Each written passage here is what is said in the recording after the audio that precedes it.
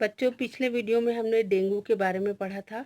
इस वीडियो में हम चिकनगुनिया के बारे में पढ़ेंगे। चिकनगुनिया जो है, अभी हम जो रोग विषाणु के द्वारा हो रहे हैं, यानी कि जो वायरस के द्वारा हो रहे हैं, उसके बारे में पढ़ रहे हैं। तो डेंगू भी वायरस से होता है, फ्लेवी वायरस से, और चिकनगुनिया जो है वो भी वायरस से होने वाला रोग है। और मच्छरवाहित मतलब इसका वाहक भी मच्छर है। तो ये लंबे समय तक चलने वाला जोड़ों का रोग है। इसमें क्या होता है, जो जोड़ होते हैं शरीर के, उसमें बहुत तेज दर्द होता है। सबसे पहले इसकी पहचान सन 1952 में की गई थी तंजानिया में। और चिकनगुनिया शब्द की उत्पत्ति जो है वो स्थानीय शब्द किमेकोंडे से हुई है, किमेकोंडे भाषा से। इसका अर्थ होता है दोहरा हो जाना। रोगी को बहुत पीड़ा होती है, जोड़ों में इतना तेज दर्द होता है, वो झुका हुआ सा दिखाई देता है। तो इसके लिए हम क्या करते हैं, जो वायरस का जो आरएनए है या फिर विषाणु के प्रतिरक्षी के लिए हम रक्त परीक्षण के द्वारा जानकारी लेते हैं। तो चिकनगुनिया जो है वो विषाणु जनित रोग है। ये किससे होता है? अल्फा वायरस वंश का आरएनए विषाणु है, ये याद रखना है आपको। अल्फा वायरस वंश का आरएनए विषाणु है। और जो मच्छर वाहित करता है वो कौन से कुल का है? वो आर्थ्रोपोडा कुल का है। इसलिए इसका नाम हो गया अरबो वायरस। आर्थ्रोपोडा से अरबो और वायरस, अरबो वायरस इसे कहा जाता है। इसका संचरण कैसे होता है? तो इसका संचरण होता है मादा टाइगर मच्छर एडीज से, मतलब मच्छर खतरनाक है ना। एडीज एजिप्टाई, एडीज एल्बोपिक्टस आदि से। ये वायरस क्या होता है, अन्य जंतु जैसे पक्षी, चूहे, बंदर, इसमें भी संचरित होता है ना। और अगर मान लो क्या बोलते हैं, गर्भावस्था में है माता, है ना, तो माता से भी शिशु में इसका संचरण होता है। इसकी उष्मायन अवधि यानी कि इसका इंक्यूबेशन पीरियड होता है 1 से 12 दिन के अंदर का। चिकनगुनिया रोग अगर किसी को हो जाता है तो उसके क्या लक्षण है? हालांकि इसके लक्षण जल्दी दिखाई नहीं देते, परंतु संक्रमित व्यक्तियों में इसका प्रमुख लक्षण है, सबसे पहला तो बुखार आ जाना, है ना, 102.2 डिग्री फ़ारेनहाइट यानी कि 39 डिग्री सेल्सियस। और शरीर के विभिन्न जोड़ों में तेज पीड़ा होना, ये इसकी मुख्य पहचान है। और इसमें भी हाथ पैर में चकत्ते पड़ते हैं, और पेशियों में भी पीड़ा हो सकती, स्नायु, लिगामेंट्स वगैरह में। इसके साथ साथ सिर दर्द, नेत्रों में पीड़ा। यहाँ एक और लक्षण है, इसमें क्या होता है, प्रकाश से भय लगता है।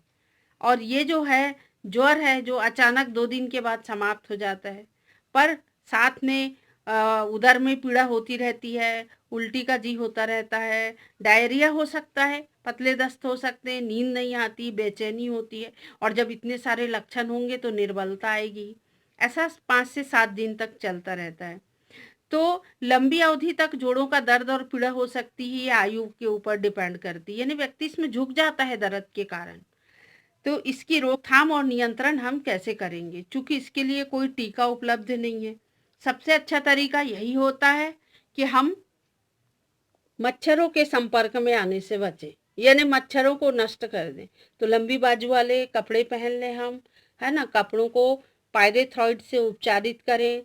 और विभिन्न प्रकार के जो विकर्षक हैं, मच्छर विकर्षक जैसे डीट, पायरेथ्रॉइड्स, है ना, तो इसकी सहायता से हम मच्छरों को काटने से रोक सकते हैं। मच्छरदानी लगाकर सोइए आप।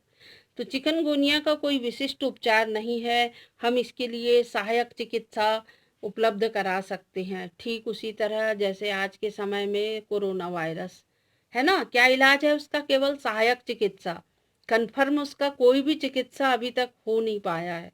इसी प्रकार इसके लिए हम पैरासीटामोल और तरल का उपयोग कर सकते हैं। अगला है हमारे पास सामान्य जुकाम। सभी को होता है सामान्य जुकाम। तो जुकाम को हम क्या जानते? कॉमन कोल्ड के नाम से जानते। ये भी होता है, किससे होता है? राइनो वायरस से।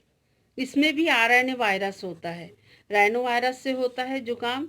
और जुकाम का संचरण तो आपको मालूम ही है ना, अगर आप बैठे हैं और आपके बाजू में आपका दोस्त बैठा है तो बिल्कुल फैल जाएगा। तो ये भी एक संक्रामक बीमारी है ये। और इसके लक्षण क्या हैं? आपकी नाक भारी हो जाती है, गले, साइनस, स्वरकोश जब संक्रमित हो जाते हैं तो 16 घंटे पश्चात ही जुकाम के लक्षण प्रकट होने लगते हैं और 2 से 4 दिन पश्चात अपने चरम पर पहुंचते हैं। पहले खांसी आती है, गले में खराश आती है, फिर नाक बहने लगती है ना। तो इसके लिए, जुकाम के लिए आज तक कोई टीका उपलब्ध नहीं है।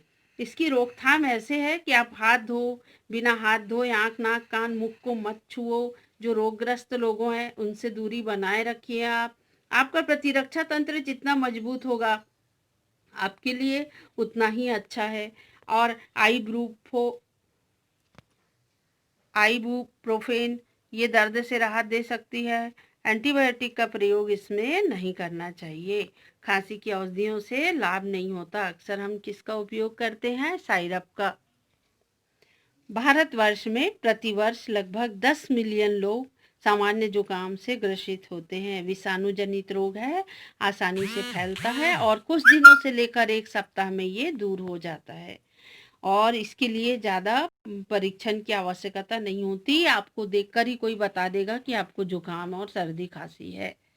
तो आज की वीडियो में बस इतना ही। कल हम पढ़ेंगे निमोनिया और टाइफाइड के बारे में।